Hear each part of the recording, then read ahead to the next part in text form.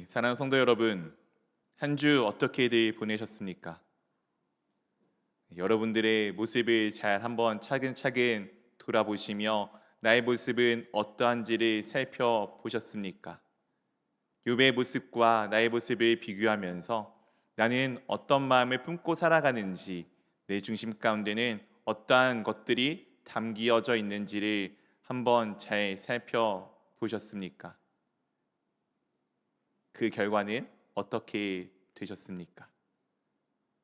우리가 날마다 주님 안에서 내 마음을 살펴보며 내가 주님의 말씀을 따라 살아가는지를 한번 이제 순간순간마다 살펴보기를 원합니다. 주님께서 우리 가운데 어떤 분이신지를 깨닫고 또한 주님 안에서 내가 어떤 사람인지를 깨닫는 것이 우리 가운데 있어서는 매우 중요합니다. 주님과 동행한다는 것, 주님과 함께한다는 것, 그것이 우리 삶의 전부이며 그것이 없다면은 우리는 이 세상에 존재할 수 없는 사람들이기 때문입니다. 우리는 계속해서 욥에 대해서 살펴보고 있습니다.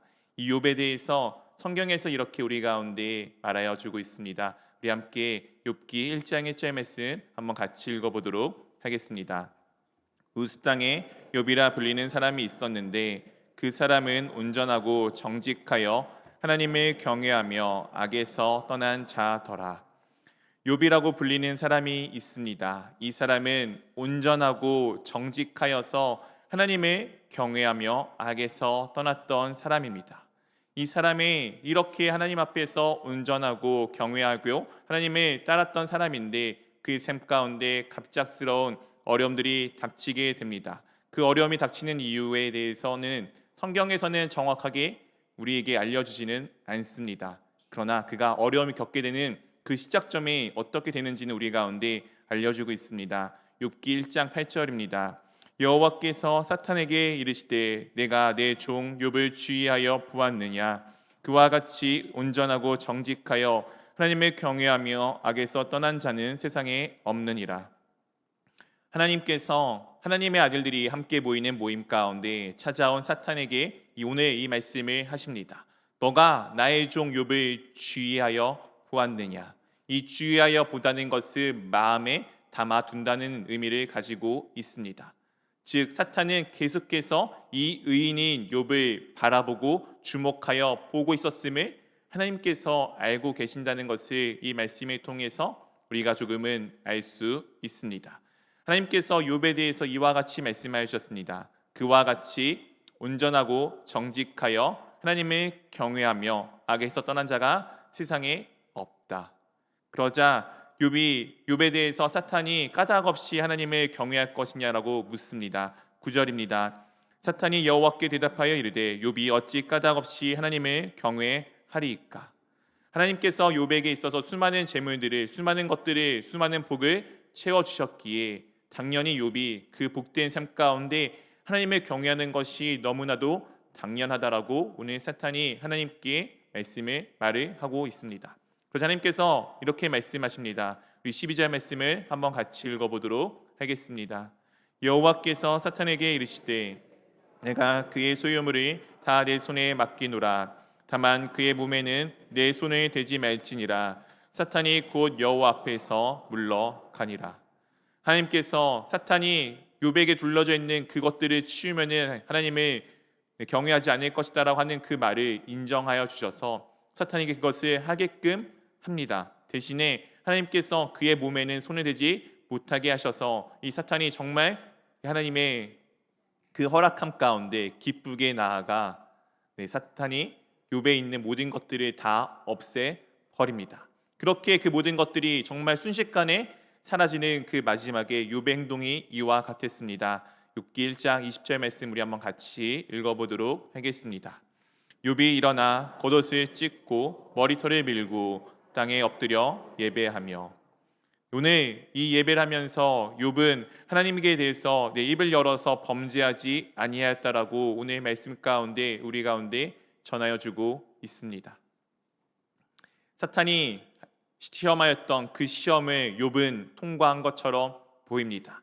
그렇다면 그 시험 이후에는 분명히 우리 가운데 다시 회복의 순간이 다가오기를 기대하겠지만 욥의 상황은 그렇지 않고 더 아픔 가운데, 더 힘든 가운데, 더 고통 가운데 들어가게 됩니다. 아마 제가 욥이 이 1장 2장의 내용을 알고 있다라면은 참 기가 차고 어이가 없었을 것 같습니다. 왜냐하면은 자신의 어떤 상황에 자신의 문제와 관계없이 이 모든 일들이 지금 이루어지고 있기 때문입니다.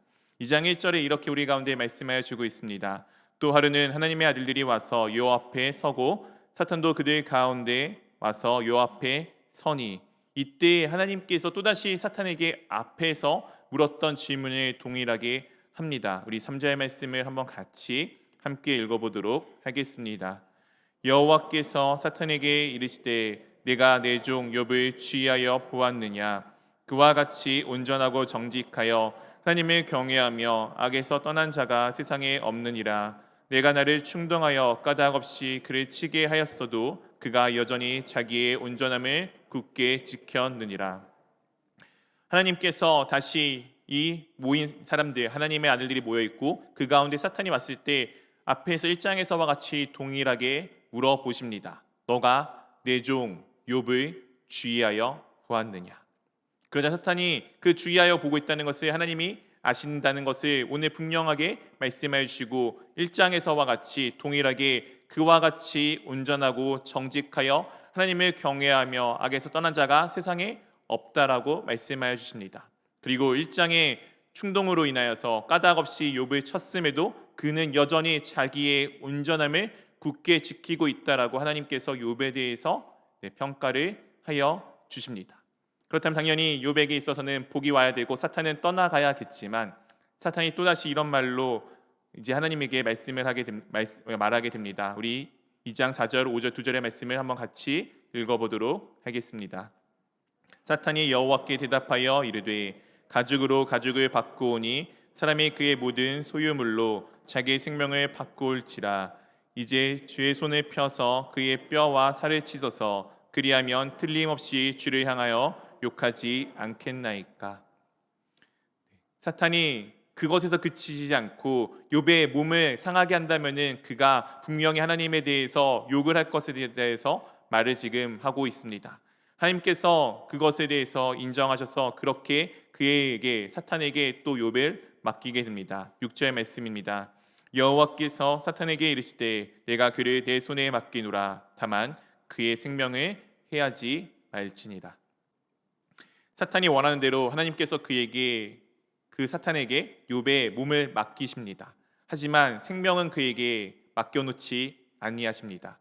왜냐하면 생명은 하나님의 주관하에 있는 것이며 물론 모든 것이 다 하나님의 주관하에 있지만 생명 하나님께서 그것을 보존하여서 욥에게 알려주고자 하시는 것이 있었기 때문입니다. 사랑하는 성도 여러분, 생명이 없다면 아무것도 없습니다. 우리 삶 가운데 우리가 매일매일 삶들을 정말 열심히 살아가며 때로는 내가 목표하는 것들이 있지 않습니까? 그것들을 추구하며 살아가면서 내가 살아가는데 만약 그 모든 것들을 다 가지고 있고 다 누릴 수 있는 환경과 모든 것이 갖추어져 있는 그 순간에 나의 생명이 없다면은 그 모든 것은 다 아무것도 아닙니다. 오늘 하나님께서 욥의 생명을 보존하시는 것은 그의 모든 것을 다 잃게 하여도 그의 생명을 보존하시는 것은 그에게 반드시 하나님께서 말씀하고 싶으셨던 것이 있으시며 또한 그의 삶을 통해서 우리 가운데 알려주고자 하시는 것이 있었기 때문입니다. 그렇게 우리는 이 세상에 있는 그 무엇을 귀하게 여기는 것이 아니라 여러분의 정말 하나밖에 없는 생명을 귀하게 여기시기를 원합니다. 우리나라는 참 이 생명을 별로 존귀하게 여기지 않는 것 같습니다. 자살률이 1위라는 것도 그렇고 우리가 보통은 이 생명 하나를 살리기 위해서 많은 경중을 따지는 것 같습니다. 한 생명은 정말 귀한데 이 생명보다 더 많은 그 생명 하나 살리기 위해서 억만금이 들어가도 이 생명 하나 살리는 것이 더 귀한데 우리는 이 생명 하나보다는 이 억만금을 더 귀하게 여길 때가 많이 있습니다. 우리의 마음 가운데 그런 것들이 생각보다 많이 자리를 잡고 있습니다. 한번 여러분의 삶들을 돌아보시고 내가 정말 귀하게 여기는 것은 무엇인지, 내가 정말 나의 생명을 귀하게 여기고 있는지를 한번 돌아보시기를 원합니다. 어찌든 하나님께서는 정말 이 생명 하나를 귀하게 여기셨기에 욥이 가지고 있는 모든 것은 다 없애도 되었지만 그의 생명 하나는 꼭 보존하기를 원하셨습니다. 그렇게 이 허락하에 사탄이 이와 같은 일을 벌이게 됩니다. 욥기 2장 7절 8절입니다. 사탄이 이에 여호와 앞에서 물러가서 욥을 쳐서 그의 발바닥에서 정수리까지 종기가 나게 한지라. 8절이 한번 같이 읽어보도록 하겠습니다. 욥이 제 가운데 앉아서 질그릇 조각을 가져다가 몸을 긁고 있더니. 사랑하는 성도 여러분, 몸이 한번 가려워 보셨습니까? 저 이번에 휴가 기간에 저도 왜 그런지 모르는데 뭐에 물렸는지 여기저기 막 뭐가 물려져 있습니다. 긁으면 안 되는데 저도 모르게 계속 긁어요. 정말 너무나도 가려워서 긁는데 긁다 보면은 피가 날 만큼 긁는데도 더 가려워 또 긁고 있습니다. 오늘 욥의 가려움이 이와 같습니다. 너무나도 가려워서 그가 긁고 있는데도 그것이 그치지 않아서 질그릇 조각, 우리로 따지면 도자기 조각을 가지고서 그 몸에 상체기를 낼 만큼 지금 긁고 있는 그의 모습입니다. 사람들이 보았을 때 얼마나 그 모습이 참 비참했을까요? 그리고 그 모습을 보았던 아내가 이 욥에게 이렇게 말을 합니다. 9절 10절입니다. 우리 한번 2절의 말씀을 같이 함께 읽어보도록 하겠습니다. 그의 아내가 그에게 이르되 당신이 그래도 자기의 온전함을 굳게 지키느냐? 하나님을 욕하고 죽으라. 그가 이르되 그의 말이 한 어리석은 여자의 말 같도다. 우리가 하나님께 복을 받았은즉 화도 받지 아니하겠느냐 하고 이 모든 일에 욥이 입술로 범죄하지 아니하니라. 그의 아내가 지금 그의 그 모습을 보고서 이렇게 이야기를 합니다. 그래도 당신은 그래도 자기의 온전함을 지키고 있습니까? 하나님을 욕하고 죽으십시오. 그런 그녀에게 욥이 이렇게 말을 합니다. 너는 참 도덕적으로 불완전한 여자 같구나. 어리석은 여자 같구나.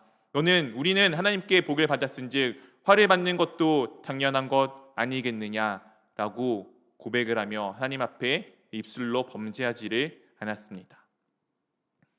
이 욥의 모습을 듣고 이 요셉의 소식을 듣고 이 욥의 소식을 듣고 그의 친구들이 와서 그의 모습을 보기 위해 오게 됩니다. 12절 말씀에 이렇게 우리 가운데 말씀하여 주고 있습니다. 그때 욥의 친구 세 사람이 이 모든 재앙이 그에게 내렸다 함을 듣고 각각 자기 지역에서부터 이르렀으니 곧 대만 사람 엘리바스와 수아 사람 빌닷과 나마 사람 소발이라. 그들이 욥을 위문하려고 위로하려 하여 서로 약속하고 오더니. 그들이 욥의 친구들이 욥의 소식을 들었습니다. 그의 상황의 이야기를 듣고 그를 위로하기 위해서 그를 향해서 지금 약속하여서 왔습니다. 그렇게 그들이 욥을 보자 이와 같은 모습을, 정말 욥의 그 비참한 모습을 보고서 그들이 어떻게 하였는지 13절 가운데 이렇게 우리 가운데 말씀하여 줍니다. 우리 13절 말씀 한번 같이 읽어보도록 하겠습니다. 밤낮 7일 동안 그와 함께 땅에 앉았으나 욥의 고통이 심함을 보므로 그에게 한마디도 말하는 자가 없었더라. 그들이 왔으나 7일 동안 그와 함께 그냥 땅에 앉아 있고 욥의 그 고통이 심함을 보고서 그 고통이 얼마나 아픈지 봄으로써 뭐라고 위로조차 하지 못하는 그 상황을 그냥 일주일 동안 함께 보내게 됩니다. 사랑하는 성도 여러분, 욥의 고난이 얼마나 어렵고 힘들고 아픈지, 욥의 이 순간이 얼마나 고통스러운지를 잘 표현해 주는 것 같습니다. 그렇지 않습니까? 정말 누군가에게 정말 커다란 어려움이 닥치면은 위로하기 위해서 갔는데 차마 뭐라고 말할지 몰라서 입술이 떨어지지 않는 경험들 다들 해보시지 않으셨습니까? 오늘 이 친구들이 그와 같은 지금 상황에 있습니다. 욥이 지금 겪고 있는 이 상황이 얼마나 끔찍한지를 우리 가운데 잘 표현해주고 있습니다. 사랑하는 성도 여러분, 그렇다면 욥은 왜 이런 고통과 고난 가운데 지금 있는 걸까요? 우리가 1, 2장의 말씀을 통해서 알 수 있는 내용은 별로 없어 보입니다. 욥이 도대체 무엇을 했기에 이렇게 아픔과 고난 가운데, 고통 가운데 지금 있는지 우리는 정확하게 알 수 없습니다. 그렇기에 욥은 이 모든 것에 대해서 이렇게 시작을 하며 고백을 하기 시작합니다. 욥기 3장 1절 말씀입니다. 우리 한번 같이 읽어보도록 하겠습니다.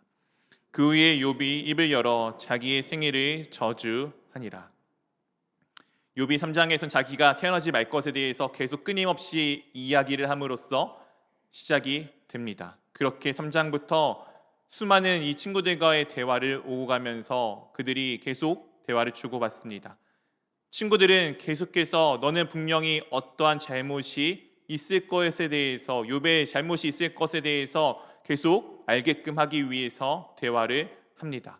욥, 너에게는 분명히 조그마한 잘못이 있을 거야. 너는 분명한 잘못이 있을 거야 라고 계속 이야기를 하고, 욥은 그것에 대해서 계속 자기를 변호합니다. 자기를 방어합니다. 나는 아무런 잘못이 없어. 나는 죄가 없어. 나는 주님 앞에서 온전하고 의로운 사람이야. 이렇게 그 지리멸렬한 대화를 무려 30여 장이 넘어가도록 그들은 계속해서 대화를 하게 됩니다. 그리고 그들의 대화를 듣고 있었던 옆에 있었던 엘리후라는 그들보다는 조금 젊은 한 사람이 나타나서 그들에게 하나님에 대해서 계속 끊임없이 말을 하게 됩니다. 그 내용이 끝나고 나자 하나님께서 폭풍 가운데 갑자기 등장을 하십니다. 그 등장에 대해서 이렇게 성경 가운데 우리 가운데 말씀하여 주고 있습니다. 38장 1절에서부터 3절입니다. 그때 여호와께서 폭풍우 가운데 욥에게 말씀하여 이르시되 무지한 말로 생각을 어둡게 하는 자가 누구냐? 너는 대장부처럼 허리를 묶고 내가 내게 묻는 것을 대답할지니라.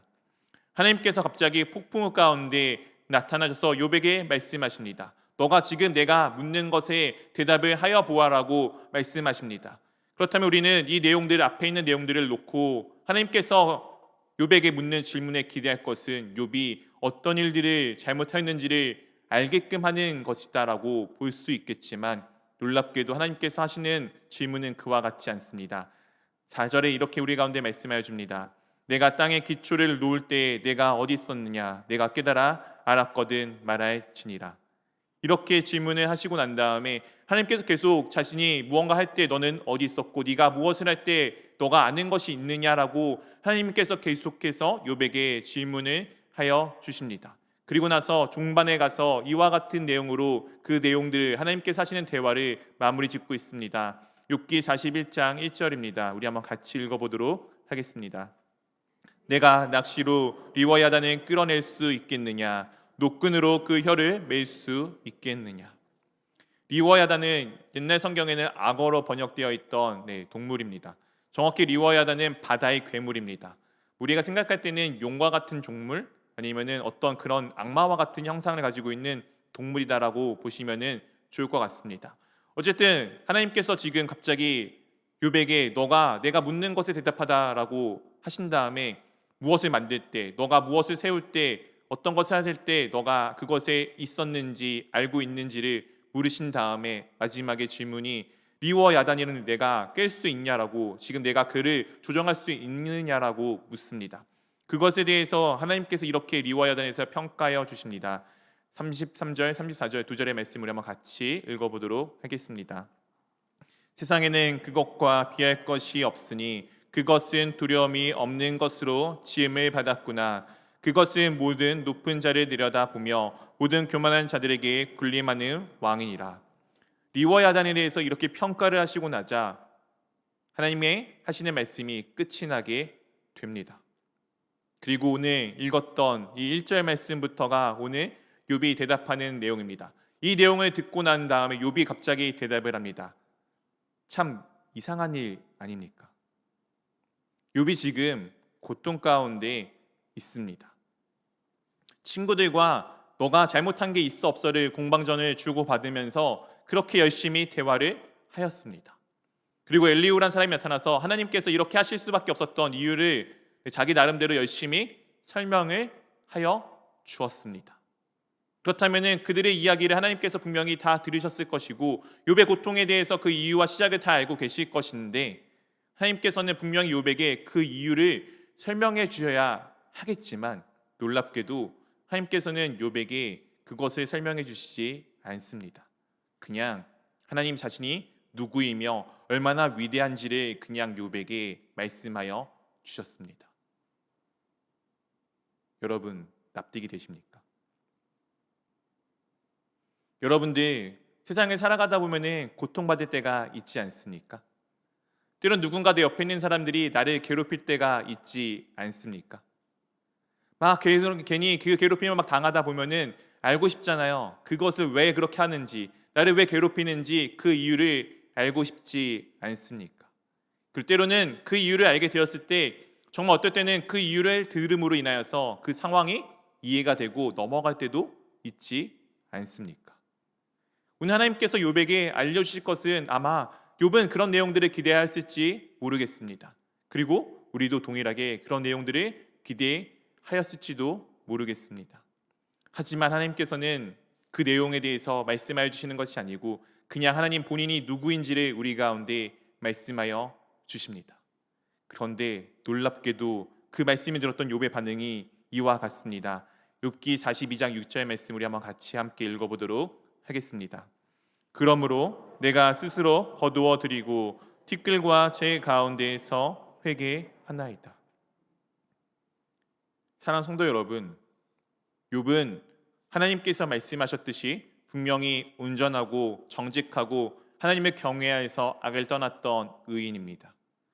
친구들과의 대화의 공방전을 통해서 그가 의로움에 대해서는 분명하게 우리 가운데 밝혀졌습니다. 그럼에도 불구하고 하나님께서 그가 어떤 존재인지를 말씀하신 것이 아니고 그냥 나 하나님이야 이거 알려주었을 뿐인데 욥이 지금 무엇을 하죠? 하나님 앞에 회개를 하고 있습니다. 우리는 앞에 1장, 2장, 4장을 보았기 때문에 오히려 우리가 느끼기에는 하나님께서 욥아 내가 미안해 내가 이렇게 해서 잘못했어 라고 하여야 되는 것이 맞다라고 여기지 않으십니까? 그렇잖아요. 욥이 무슨 이유가 있어서 욥이 지금 무슨 잘못이 있어서 그가 이 고통과 고난 가운데 들어가게 되었습니까? 하나님께서 괜히 지나가는 사탄에게 욥을 보았냐고 물어보시고 사탄이 이렇게 해서 욥이 하나님을 경외한다고 하자 그러면 그걸 없애봐 그것을 너가 해봐 라고 하였던 그 이유로 지금 욥이 고통을 받았던 것 아닙니까? 그렇게 따지면 우리가 생각했을 때 우리 상식적인 이야기로 하나님께서 욥에 대해서 내가 이렇게 해서 너의 상황이 이렇게 되었어 내가 미안하다라고 하는 것이 맞지 않겠습니까? 근데 오늘 놀랍게도 하나님께서 이유도 설명하여 주시지 않으시고 그냥 나 하나님이야 이 한마디에 욥이 지금 그 앞에 자신이 회개하는 존재가 되어져 버립니다. 그렇다면 우리는 다시 한번 욥기를 차근차근 살펴보면서 욥이 왜 이와 같은 고백을 할 수밖에 없는지를 보아야 할 것입니다. 욥은 진짜 의인이었을까요? 도대체 하나님은 이 의인인 욥을 왜 그런 고통 가운데 몰아 넣으셨을까요? 그리고 그 이유를 설명해 주시지 않으셨는데 욥은 도대체 무슨 이유가 있어서 자신의 죄를 하나님 앞에 회개하였을까요? 사랑하는 성도 여러분, 우리가 한 주 동안 말씀을 놓고 잘 차근차근 고민하여 보시기를 원합니다. 욥의 모습을 보아 하나님의 말씀을 보아 도대체 하나님께서는 욥에게 왜 그렇게만 말씀하셨으며 욥은 도대체 왜 무엇을 하였기에 하나님 앞에 자신의 죄를 고백하였을까? 그리고 그 이후의 삶이 어떻게 바뀌어 나가게 되었는가를 한번 잘 살펴보시며 말씀을 여러분들이 직접 하나하나씩 보시면서 묵상하시기를 원합니다. 그렇게 한 주간 묵상하고 왔을 때 다시 다음 주부터는 조금 천천히 1장부터 다시 욥이 그렇게 될 수밖에 없었던 상황들을 우리 함께 말씀을 통해 나누기를 원합니다. 하나님께서는 분명히 선하신 하나님이십니다.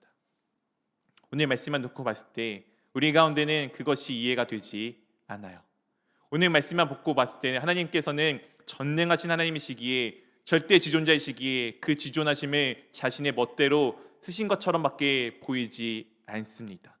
하지만 다시 천천히 말씀을 살펴본다면 하나님께서 얼마나 선하신 하나님이시며 욥이 어떤 존재인지를 분명하게 볼 수 있을 것입니다. 그리고 그 욥과 같은 나의 모습을 발견할 수 있게 될 것입니다. 한 주 동안 그것을 기대하는 마음으로 말씀을 잘 찬찬히 살펴보시고 욥의 모습과 나의 모습이 무엇이 닮아 있는지, 욥의 모습 가운데 내가 갖고 있는 모습은 어떠한지를 살펴보는 귀한 한 주가 될 수 있기를 주님의 이름으로 축원드립니다.